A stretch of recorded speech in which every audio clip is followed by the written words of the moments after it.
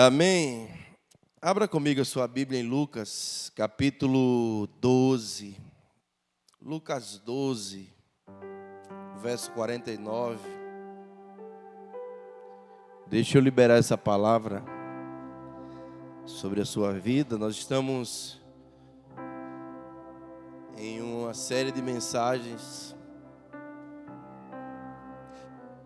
sobre devoção, baseadas no livro Segredos do Lugar Secreto, do Bob Sorge.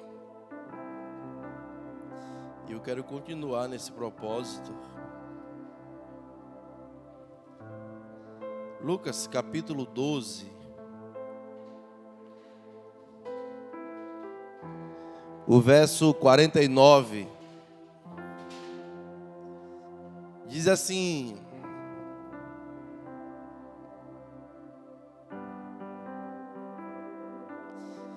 eu vim lançar fogo sobre a terra.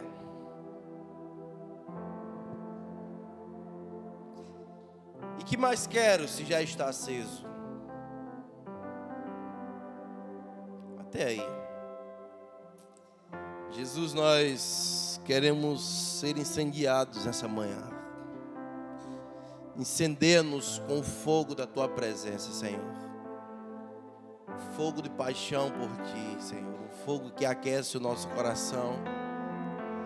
Um fogo que gera fome e sede por Ti, Senhor. No nome de Jesus. Amém.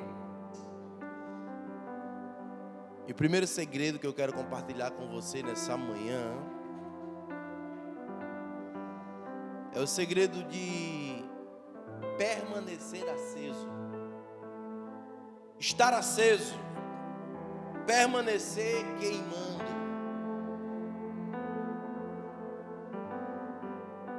Eu lembro de uma vez, eu estava estudando lá no IHOP, em Kansas City, nos Estados Unidos. E os irmãos, o que é o IHOP? International House of Prayer, uma casa internacional de oração. E alguns irmãos se reuniram há 20 anos atrás e começaram um culto de oração naquele lugar, há 20 anos atrás. E detalhe, esse culto nunca mais terminou. Ano passado completou 20 anos que eles estão orando 24 horas por dia, todos os dias, revezando ministérios de adoração, intercessão e proclamação, revezando. E quando você entra naquela sala, parece que a presença de Deus te abraça, é algo sobrenatural. E por ser americano e com a cultura americana, de uma maneira menos extravagante, de uma maneira mais controlada, de uma maneira mais organizada, de uma maneira mais reverente. Você entra lá e é muita unção, mas é aquele negócio bem tranquilo. E um crente pentecostal, daqueles bem pentecostal mesmo do Brasil, pentecostal brabo, foi lá visitar a casa de oração porque todo mundo fala sobre ela. E um amigo meu, profeta, recepcionou ele em sua casa e levou ele para conhecer a casa de oração. E quando aquele crente pentecostal entrou na casa de oração, ele fez um comentário infeliz e ele disse assim: ué, eu pensava que era um fogo mais alto, mas eu pensei que era um fogo, uma fornalha, mas eu entrei aqui e eu vi que é um fogo baixo, né? E aquele amigo meu olhou nos olhos dele e disse: cara, se o fogo é baixo eu não sei, eu só sei que está queimando há 20 anos.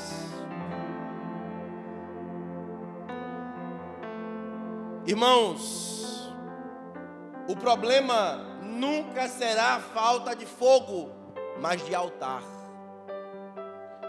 o fogo arderá continuamente sobre o altar e nunca se apagará, nunca. O problema nunca será a falta de fogo, mas de altar. Porque o fogo, Deus responde com fogo apenas no altar correto. No altar de Baal, o fogo não vem. Os profetas de Baal podem dançar ao redor do altar, se esgoelarem, se matarem, mas o fogo não vem. Só quando Elias foi no altar correto, porque Deus responde com fogo no altar correto. Sabe, o problema da ausência do fogo nas nossas vidas é porque a maioria das vezes estamos sobrecarregados de altares falsos. Erguemos altares ao orgulho, erguemos altares à vaidade, erguemos altares à ambição do nosso coração, erguemos altares ao desejo de vingança, aos nossos desejos pessoais, e nós precisamos acabar com tudo isso, negar a nós mesmos, edificar um altar correto para que o Senhor responda com fogo no altar correto, porque o problema não é falta de fogo, é falta de altar.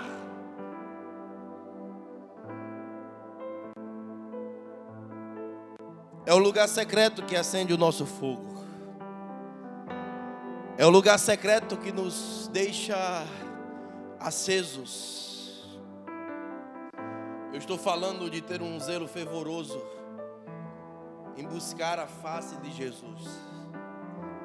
Eu estou falando em ter um zelo fervoroso de responsabilidade para com o seu reino, para com a sua obra, para com a grande comissão. Jesus está dizendo: eu vim trazer fogo à terra. E esse fogo dele, sabe, acende em nós as paixões e desejos dele. Porque esse fogo, ele queima dentro de nós todas as nossas paixões, todos os nossos amores, todas as nossas vaidades, todas as nossas sinas, e coloca dentro de nós as paixões deles, os desejos dele, a vontade dele. Sabe, para manter essa intensidade, esse fogo tem um combustível pelo qual é alimentado. E o combustível que alimenta esse fogo queimando dentro de nós são as paixões, desejos e vontades de Jesus. Enquanto as nossas vontades e desejos prevalecerem e governarem sobre nós,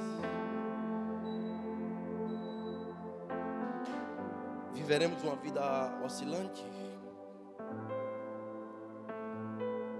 E o Bob fala que todos nós estamos destinados ao fogo.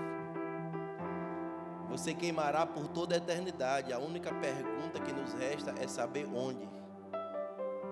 Se você queimará no fogo do inferno, você queimará eternamente de paixão por Ele, na presença dEle, declarando santo, santo, santo, santo, tirando sua coroa e lançando aos seus pés. Sabe? Então o desejo do nosso coração precisa ser de nos tornarmos essa labareda viva, essa labareda que queima com a alegria de podermos contemplarmos a face de Deus no lugar secreto, adorá-lo sem limites, com intensidade, com zelo, negando a nós mesmos, perdendo a vida por Ele. Porque aquele que perder a sua vida, acha-la, e eu quero encontrar essa vida nele.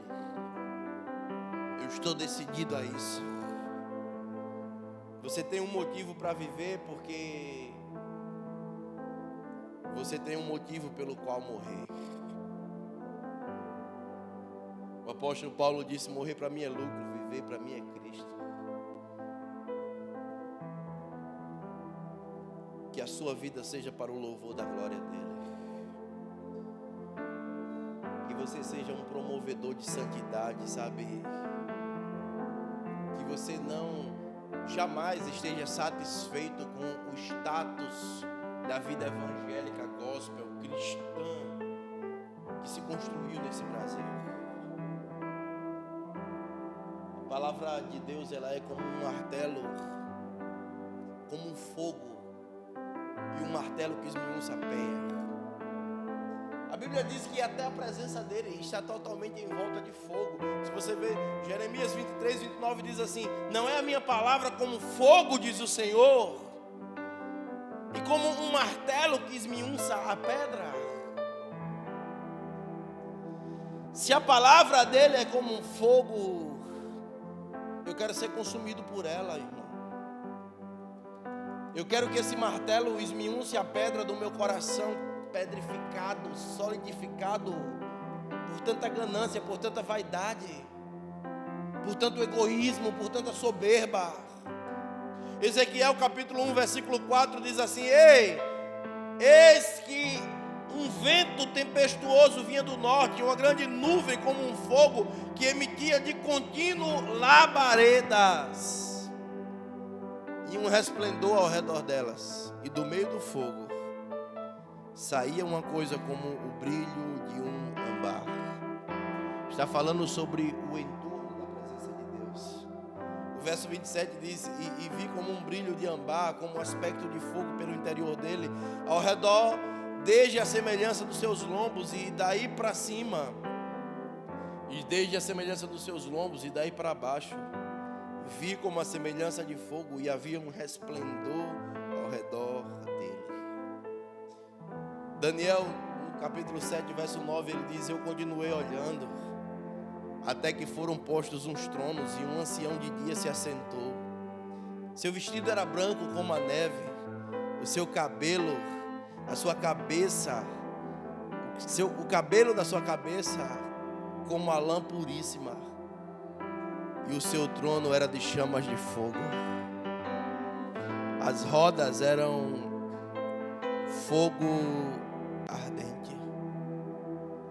Ei, quando você se aproxima de Deus, você está se aproximando das labaredas de eras, das labaredas que queimam por eras e eras, das labaredas de fogo, sabe? Portanto, qual é o segredo para permanecer queimando, pastor?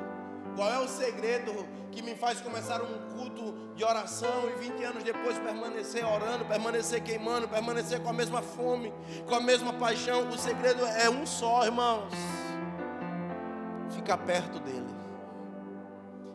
Se o seu trono ele está sentado sobre o fogo, se ao redor há um ardor constante, se os seus olhos são como chama de fogo, eu quero ficar perto dele, porque perto dele eu permanecerei aquecido, eu permanecerei queimando, eu permanecerei aceso. É a sua presença que é o meu combustível.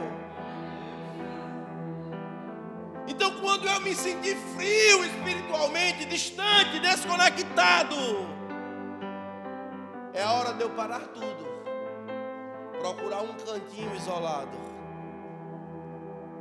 se colocar diante da lareira, que é a palavra dele, e deixar ela me consumir, e deixar ela consumir as minhas vaidades, os meus desejos, as minhas vontades, e deixar essa palavra, sabe, me pegar por dentro, deixar que a intensidade da face do meu Deus restaure o fervor dentro do meu interior, aqui dentro de mim.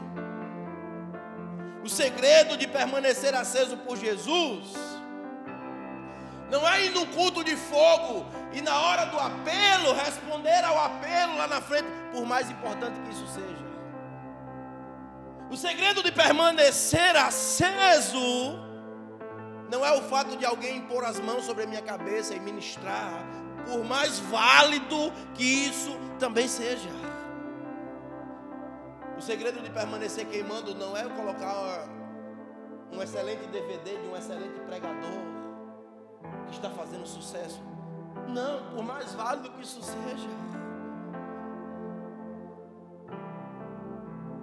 Mas eu estou falando de permanecer queimando, não estou falando de você receber uma palavra que vai te incendiar naquele momento, e no outro dia você vai precisar de outra, e de mais outra, e de mais outra. Não, eu estou falando de permanecer, eu estou falando de intensidade, sabe? E a única forma é você se dedicar ao lugar da porta fechada. Entra no teu quarto, fecha a tua porta, porque o teu Pai em secreto te vê. Esse é o lugar onde o Espírito de fogo acende o seu interior. À medida que você contempla a glória do Senhor, como o apóstolo Paulo nos ensina em 2 Coríntios 3,18, com a face descoberta, todos nós, com a face descoberta, refletindo como que por um espelho a glória do Senhor. O que isso me ensina, irmãos? Por que lugar secreto? Por que no lugar isolado? Porque na coletividade nós cobrimos a face com tantas máscaras que queremos apresentar. Um dia Moisés, ele desce do monte e a Bíblia diz que a sua face brilhava, irradiava a luz da glória de Deus, e as pessoas ficaram assustadas e as pessoas não queriam olhar na face dele. Só que a Bíblia diz que com o passar dos dias, aquela glória ia desvanecendo do rosto de Moisés e ele ia voltando ao normal. Só que Moisés, malandro, ele dizia: agora está todo mundo impactado com a glória que eu carrego, então peraí, eu vou colocar um véu aqui. Mas o véu de Moisés era pura malandragem, porque quando a glória passava, ele queria dizer às pessoas que ainda estava brilhando, que ainda estava carregando aquela glória, quando ela já tinha ido embora. Por isso que Jesus nos chama para um lugar secreto, porque ali não há véu, ali não há nada para aparentar para ninguém. Ali eu sou quem sou, com o rosto descoberto, não como Moisés. Nesse mesmo texto do capítulo 3 de 2 Coríntios, Paulo faz uma crítica pesada a Moisés. Por isso ele diz que é com o rosto descoberto, por causa da malandragem de Moisés. Somos transformados de glória em glória. E o que te transforma é a glória de Deus. Se você não tiver um encontro pessoal com a glória de Deus, uma experiência pessoal, você não será transformado, sabe? Se você deseja estar aceso e ter essa compulsão pelo lugar secreto, você precisa convidar aquele que queima, o Espírito Santo, para acender essa chama eterna dentro de você. Um ciúme fervoroso que ele carrega. A Bíblia diz, Tiago 4,5, ei, o Espírito que ele fez habitar em nós tem fortes ciúmes. Fortes ciúmes. E o objetivo desse ciúme fervoroso é um só: fazer com que a noiva de Cristo possa ter paixão exclusiva, fervorosa, zelosa por seu amado a César.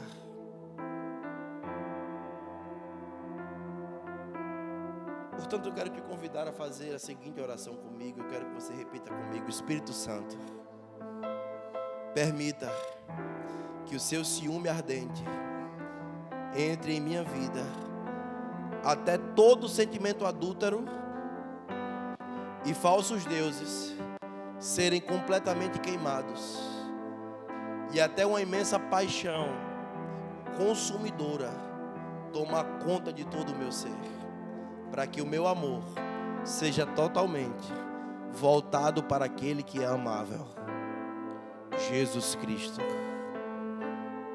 Aleluia. Apocalipse descreve o Espírito Santo da seguinte maneira. Capítulo 4, verso 5 diz assim: que do trono saíam relâmpagos, vozes e trovões. Diante dele estavam acesas 7 lâmpadas de fogo, que são os 7 Espíritos de Deus. Quando eu leio esse texto, eu tenho que perguntar para mim mesmo: se isso poderia ser dito sobre mim. Pergunte para você mesmo se isso poderia ser dito sobre você. Se você poderia ser descrito nas Escrituras como alguém que está aceso diante do trono. Alguém que está queimando diante do trono. Alguém que habita no lugar secreto. Alguém que habita, fez do esconderijo do Altíssimo a sua habitação. Provérbios 6, o verso 27, nos faz uma pergunta intrigante. Diz assim: pode alguém tomar fogo no seu seio sem que seus vestidos se queimem? Ou andará sobre as brasas sem que os seus pés se queimem? Como alguém que deseja estar aceso diante de Deus, eu quero te convidar nessa manhã a olhar para esse texto a partir de uma abordagem diferente. Eu sei que o contexto de Provérbios aqui, o contexto desses versículos estão descrevendo os efeitos prejudiciais do adultério. Mas há uma aplicação que precisa ser feita a partir do lugar secreto com Deus. Pode alguém colocar fogo no seio sem queimar a sua roupa? Pode alguém andar sobre brasas sem queimar os seus pés? Quando você se aproxima dele, sabe? Do fogo da palavra dele, dessa fornalha que é as Escrituras vivas, você está colocando efetivamente fogo no seu peito. E as suas roupas sujas, as suas vestes sujas, contaminadas pela lepra da sua vida antiga, do seu velho homem, estão sendo queimadas. O seu interior está sendo purificado. Assim que você entra com fervor nesse lugar secreto de Deus, automaticamente você começa a caminhar sobre brasas vivas, acesas. Os seus pés passam a ser cauterizados para você caminhar em santidade, caminhar em retidão, caminhar em obediência.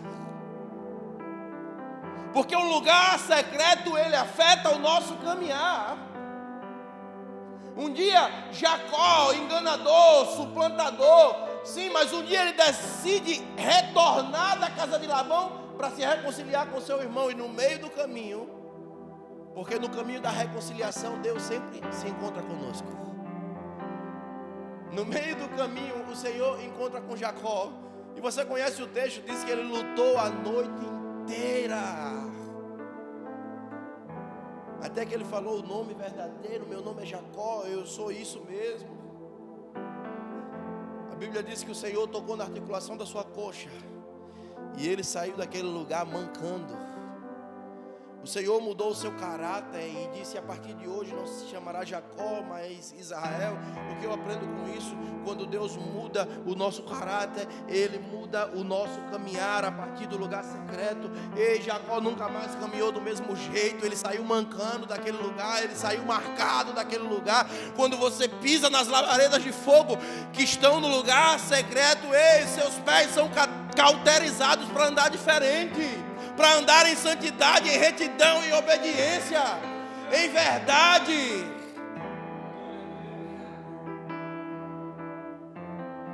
Sim. E a resposta para essa pergunta de Provérbios é: não, claro que não tem como pôr fogo no peito sem queimar as vestes.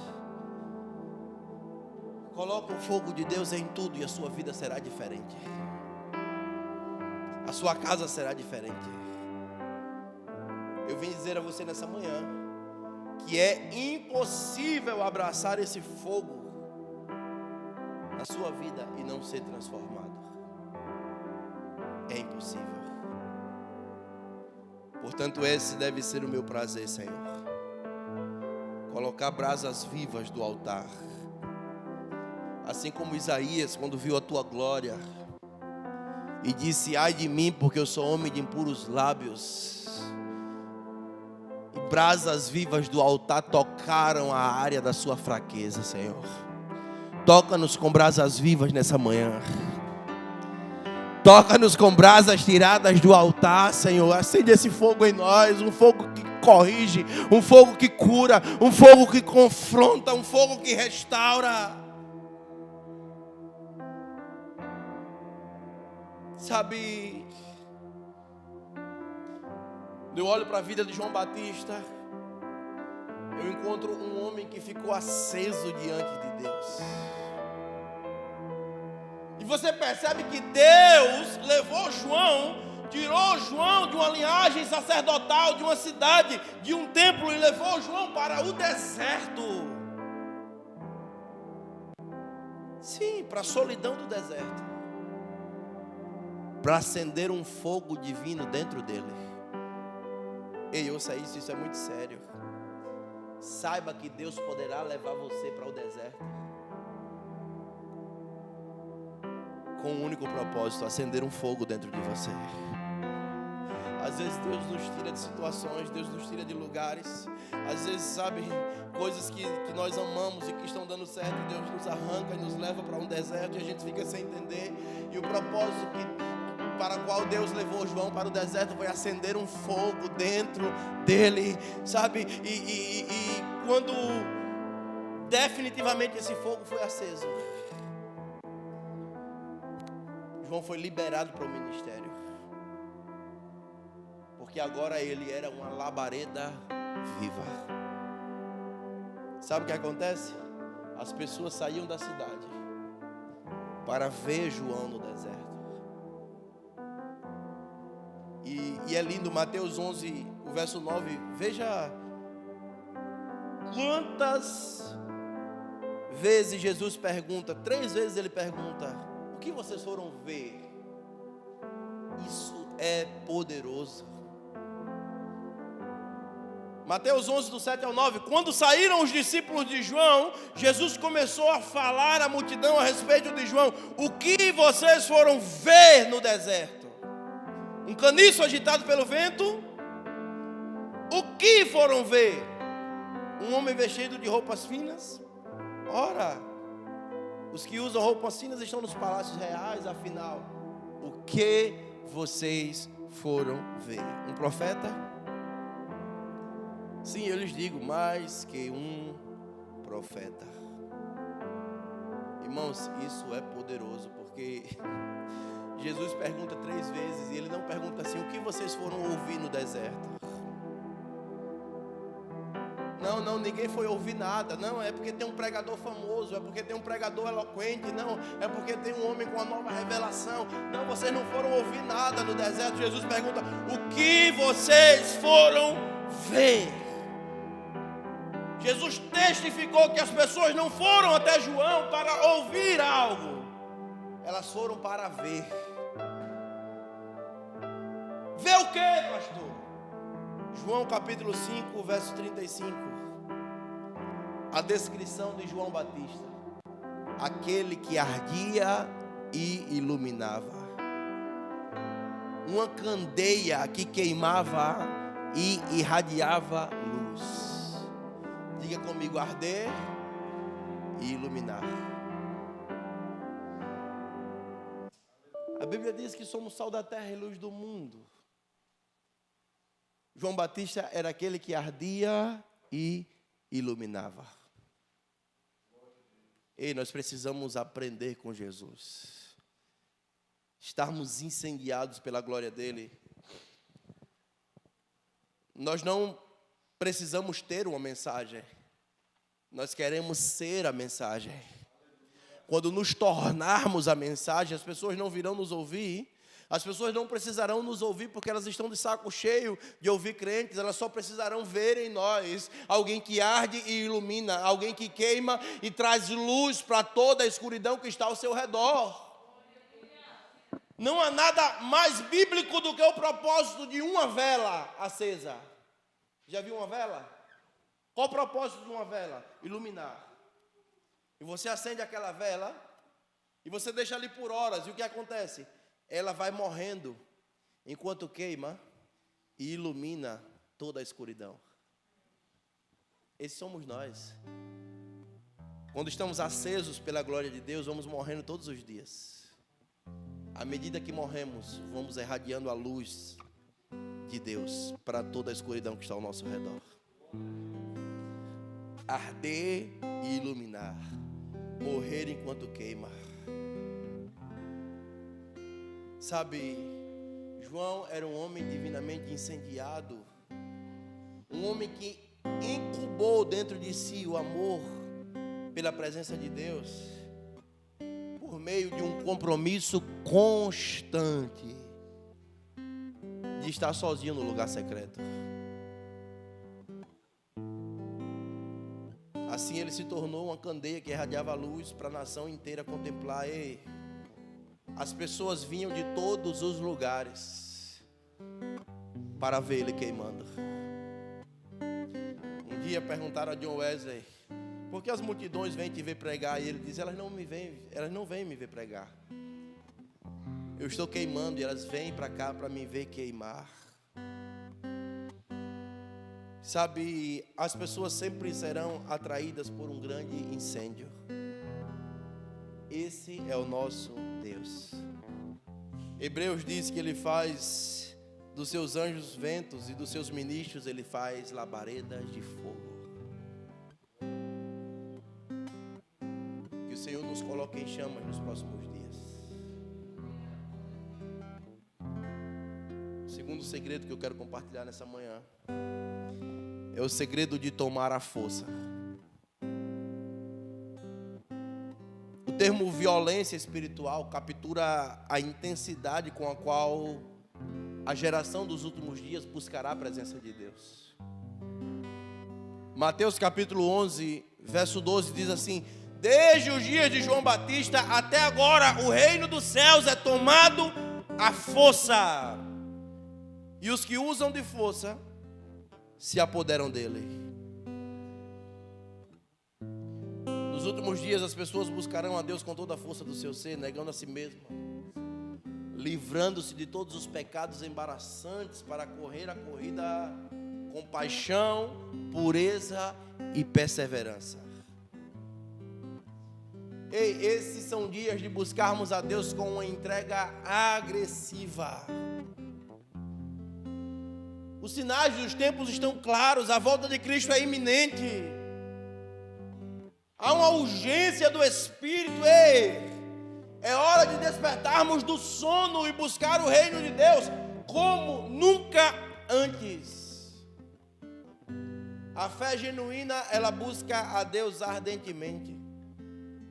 Hebreus capítulo 11, verso 6 diz que sem fé é impossível agradar a Deus, pois quem dele se aproxima precisa crer que ele existe e recompensa aqueles que o buscam.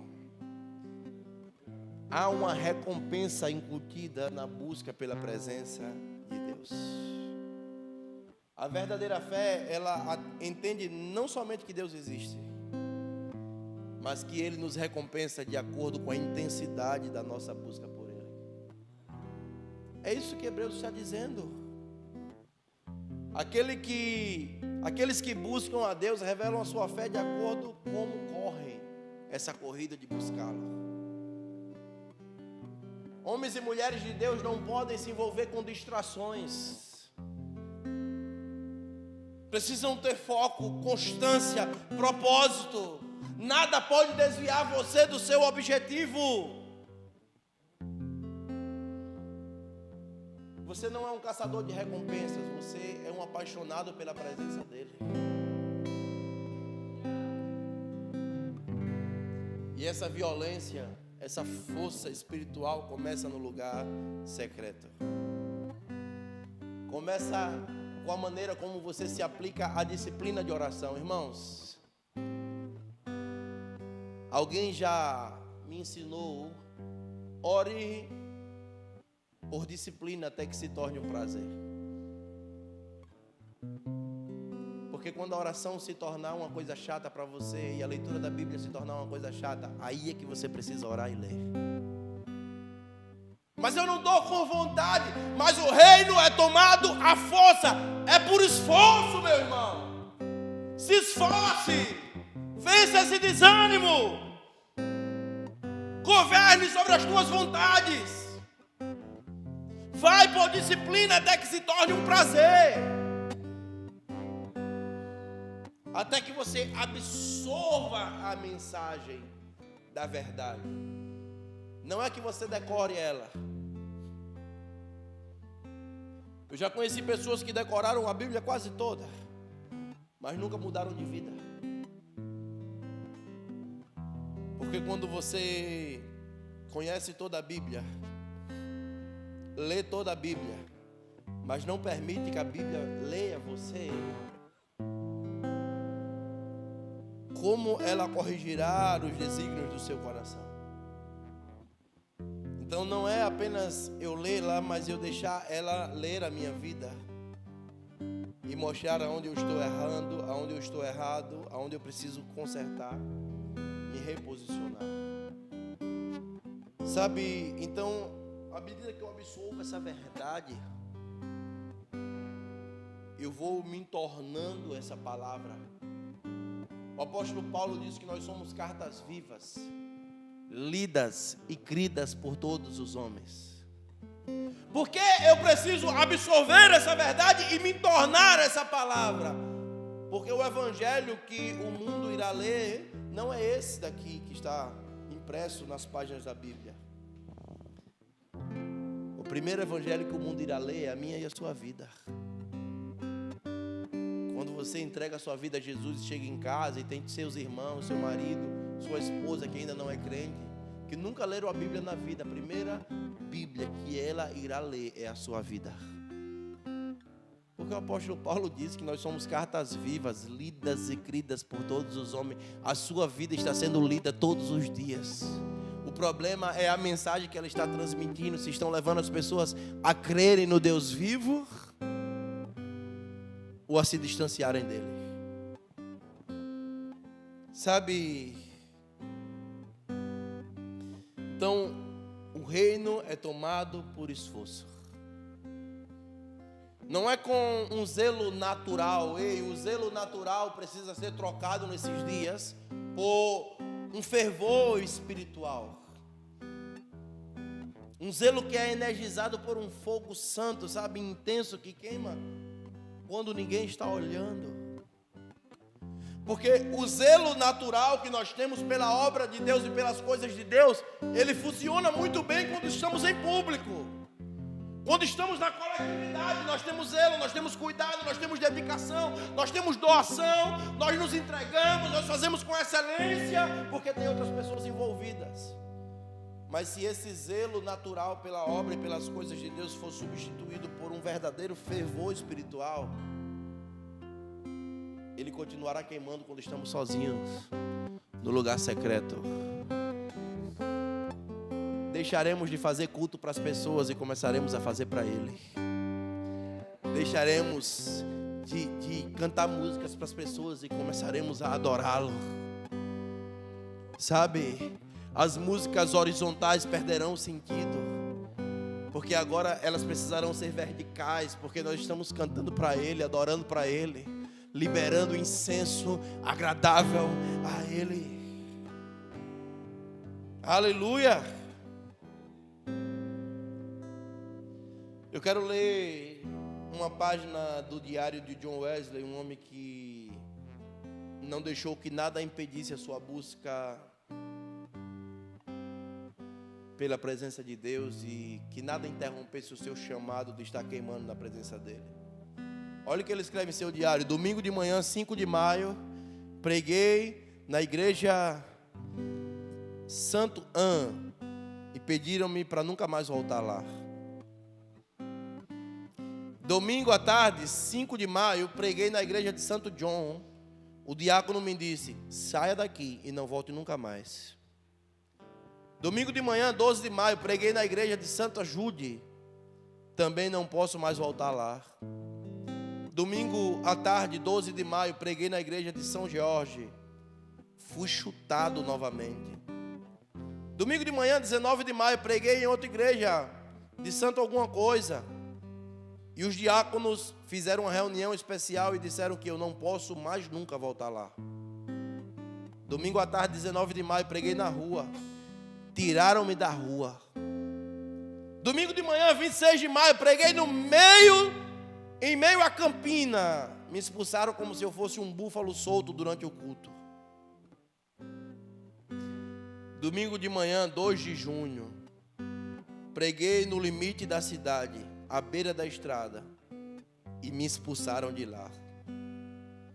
Domingo à tarde, 2 de junho, culto da tarde, preguei no meio de um pasto, e 10 mil pessoas vieram me ouvir.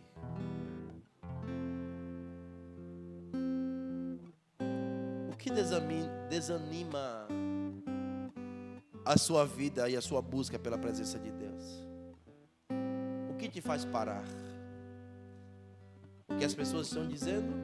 A opinião dos outros? O que faz você retroceder? Aprenda com John Wesley que nós somos chamados para ser firmes e constantes, sempre abundantes no Senhor. Firmeza e constância não tem a ver com reconhecimento do outro. Porque o combustível que me faz permanecer não é o aplauso dos homens, não é o elogio das pessoas. O combustível que me faz permanecer é um fogo que queima aqui dentro. Eu sou movido a lenha. Sabe aqueles trem movido a lenha? Sabe? O sacerdote todos os dias precisava acordar e colocar mais lenha lá no altar para ele permanecer queimando. Então eu vou colocando lenha. Dessa lenha eu vou construindo a minha cruz, e eu vou levando a minha cruz, e eu vou seguindo Jesus, e eu vou morrendo todos os dias, ardendo e iluminando, assim como João Batista. Sabe, Hebreus 12, 1. Portanto, uma vez que estamos rodeados de tão grande nuvem de testemunhas, livremo-nos de tudo o que nos atrapalha, do pecado que nos envolve, e corramos com perseverança a corrida que nos é proposta.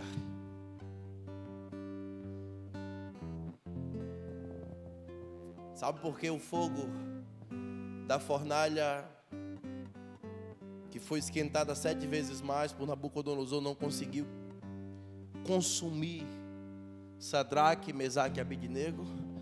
Porque dentro deles tinha um fogo que queimava infinitamente mais intenso, que não permitia com que eles se dobrassem a Baal, que não permitia com que aqueles meninos se dobrassem a outros deuses, que não permitia com que aqueles meninos se dobrassem às vaidades.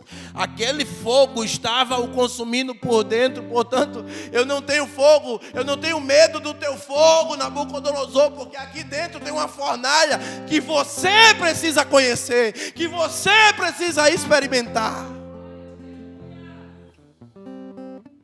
Por quanto tempo permaneceremos queimando, irmãos? Para finalizar, eu quero compartilhar o terceiro segredo. O terceiro segredo desse lugar secreto para hoje é o segredo da humildade. A nossa busca violenta por Deus deve ser regada com o espírito de humildade. A humildade é a base de toda a oração. A vida de oração precisa ser regada por humildade. Se não houver humildade, irmãos, não há nada mais, não há um lugar mais favorito para o espírito de Jezabel do que o lugar da oração. Se não tiver humildade, aquele que ora, porque ora, ele vai querer controlar a vida de todos aqueles que ele acha que não ora. Por isso eu tenho uma dificuldade imensa com esse negócio de ministério de intercessão na igreja. Porque a intercessão da igreja é para a igreja. Quem tem o ministério de intercessão na igreja é toda a igreja. Porque aí você estabelece um grupo de 5 pessoas. Por sinal, hoje à tarde, 4h30 da tarde, nós teremos o nosso turno de intercessão aqui, aberto para toda a igreja. Quem vem, quem não vem, quem gosta, quem não gosta, quem quer, quem não quer, a gente está ali orando. De 4h30 a 5h30, 6 horas do próximo culto. Por que assim, pastor? Porque se você estabelece um ministério de intercessão e você coloca 5 pessoas que oram, e ali é o grupo de intercessão, e ali é o círculo de intercessão, e ali é onde o fogo da intercessão, aquele grupo de 5 pessoas será fortemente tentado a controlar todo o restante das decisões da igreja, da vida do pastor, porque eu oro, porque Deus me mostra, porque Deus me revela, porque Deus me bota para controlar, porque Deus disse que é assim, porque você está fazendo assado, e Deus falou que é assim, e parece que Deus só fala com eles. Isso é um perigo. E o que acontece? Rouba a humildade do coração. A vida de oração, a humildade é a base de toda a vida de oração. Porque nós dizemos assim: Senhor, eu fico vazio sem a tua plenitude. Eu fico aos pedaços sem a sua inteireza. Eu fico fraco sem a sua força. Eu fico sem direção sem a sua sabedoria. Senhor, sem você eu não sou nada. Eu preciso de você. Eu preciso desesperadamente. Por isso eu me derramo no lugar secreto, nesse lugar de oração. Assim como, irmãos, a falta de oração, a falta de uma vida de oração na vida de todo crente é o primeiro sinal da independência proveniente do orgulho. É quando o espírito independente pega você. Você acha que agora é tão bom e sabe tanto fazer que não precisa mais orar. Você agora só ora por coisas que você acha que são altas demais para você alcançar, e não ora mais pela simples. Então a sua vida natural, normal, não é mais regada à oração. Só é regada à oração aqueles desejos que você acha e julga ser impossível de alcançar.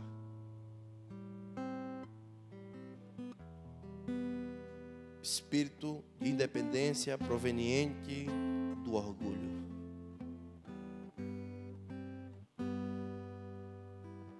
Sabe,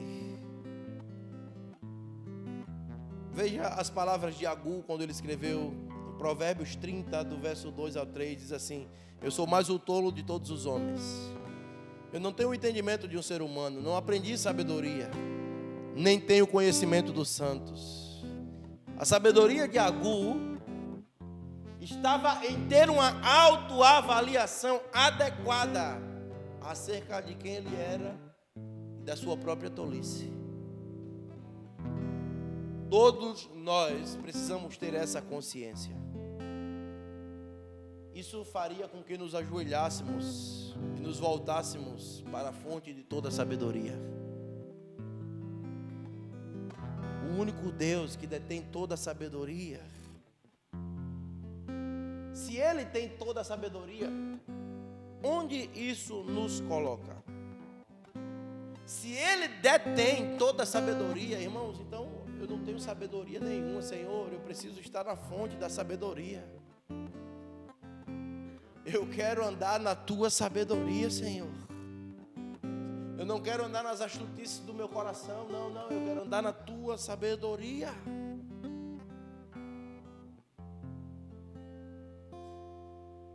Davi, ele diz assim: firme, ó Deus, está o meu coração. Eu cantarei louvores, ó glória minha. Salmo 108, verso 1. Esse versículo se refere ao lugar secreto. Meu coração está firme, Senhor. Davi fala do seu compromisso total, pessoal, de ficar a sós com Deus. E por isso ele entregou seu coração a Deus e diz assim: ó glória minha. Qual era a glória de Davi? Era a soma total de todas as suas realizações. Davi tinha a glória de um rei, riqueza, honra, prestígio, dignidade, esplendor. Tinha a glória de ser um salmista, mas também de ser um profeta. Mas ele pega tudo isso que Deus lhe deu Ele pega tudo isso que Deus lhe tornou e devolve para o Senhor em forma de canções, salmos, louvores. E diz: a minha glória és tu, Senhor. O Senhor é a minha glória. Por isso Deus estará sempre disposto a te dar tudo aquilo que o seu coração estiver disposto a devolver para Ele. Tu és a minha glória, Senhor. Sabe, que essa palavra alcance o nosso coração, que possamos permanecer queimando na presença dEle, que possamos nos esforçar para tomar o reino à força,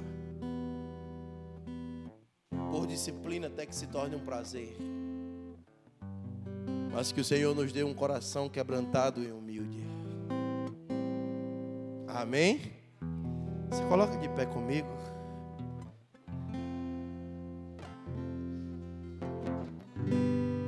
Vamos adorar o Senhor. Ei, Jesus. Estamos acesas.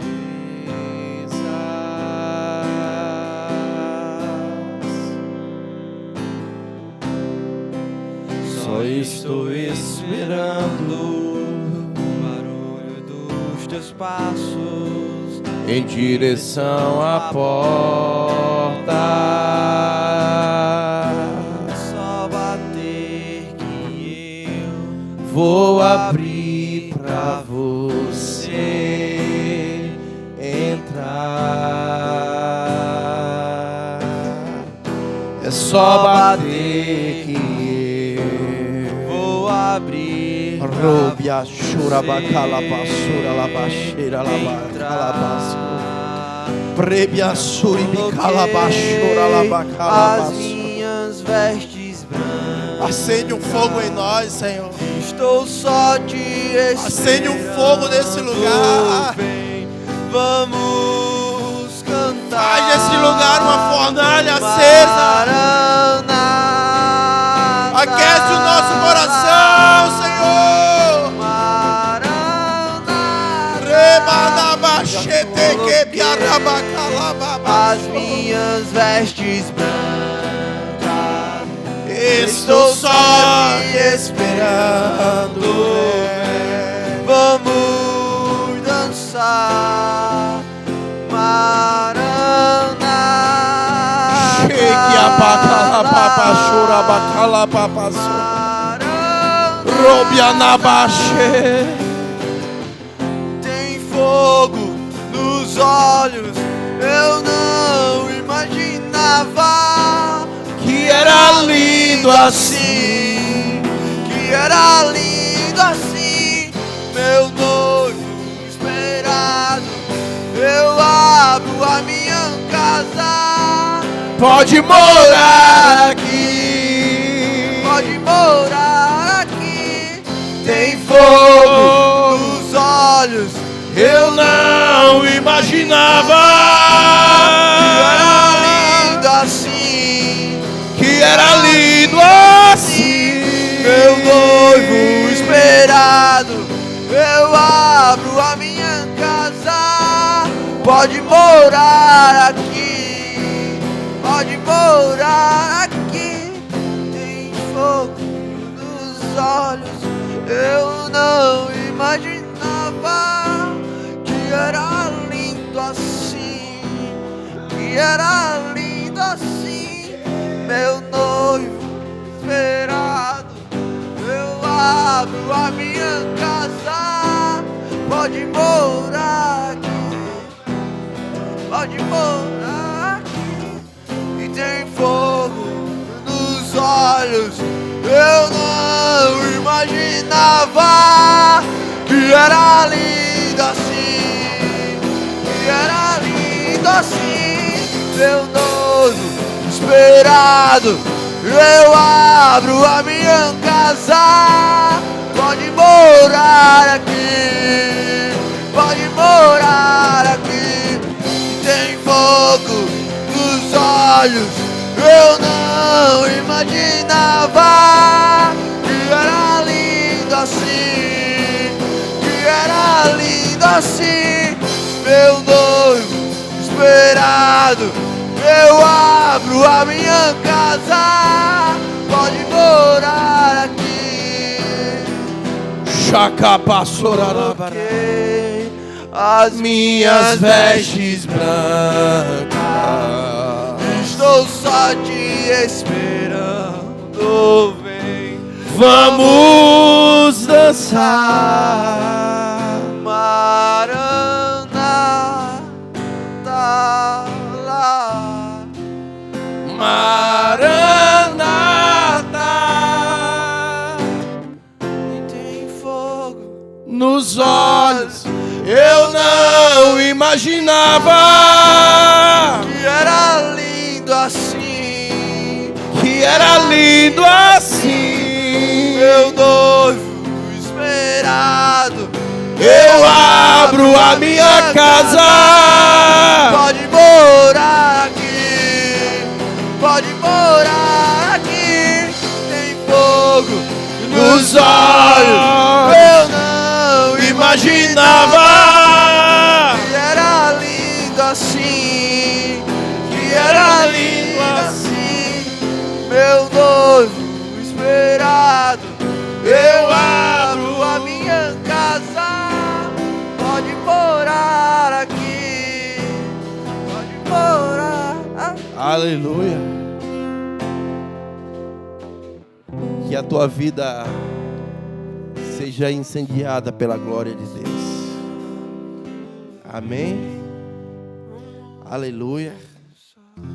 Glória a Deus. Deixa eu te dar uns avisos muito importantes antes de sairmos. Próxima semana, dia 4 e 5. É 4 e 5, Júnior? O bazar, nós teremos um bazar poderoso aqui. Tá bom? Então, se você tem roupas para doar para o bazar, traz também. E vem para cá, anuncia para todo mundo que vai ter um bazar poderoso dia 4 e 5, o dia inteiro aqui na igreja. Amém? Irmãos, no mês de fevereiro, nós iniciaremos uma escola de líderes aqui, às quintas-feiras à noite. Nós temos uma escola de cura e libertação e nós queríamos fazer aqui, mas Deus me deu uma direção de fazer uma escola de líderes. E dentro dessa escola nós iremos trabalhar cura, libertação, ativação. E essa escola não é apenas para aqueles que se tornarão líderes aqui na igreja local. Essa escola é para aqueles que liderarão as suas próprias vidas. Serão líderes em casa, serão líderes no trabalho, serão líderes em todas as áreas. Porque vai tratar, vai curar, vai libertar, vai ativar você, vai ativar dons na sua vida. Então serão as quintas-feiras abertas para todo mundo. No mês de fevereiro nós iremos iniciar essa escola aqui e vai ser tremendo, amém? Que o Senhor te abençoe e te guarde, faça resplandecer o seu rosto sobre ti, tenha misericórdia de ti, que o Senhor sobre ti levante o seu rosto e te dê a paz. No nome de Jesus, que o Senhor te abençoe, vamos em paz. Amém?